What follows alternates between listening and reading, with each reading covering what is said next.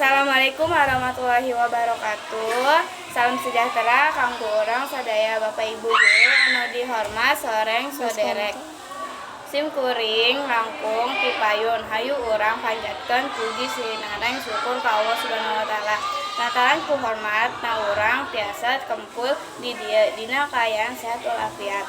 Salawat siraning salam mugian dilimpahkan ka junjungan urang Nabi Muhammad SAW.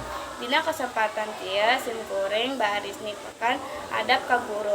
Salaku murid urang kade hormat ngagugukana pidatuna sareng ngamangpatkeun ilmu nu dipasih ku ajengna. Guru teh ibarat jalma sepuh kadua di sakola. Kusabab eta urang kadang ngajaga sikap sareng tingkah laku urang ku cara anu sareng sopan.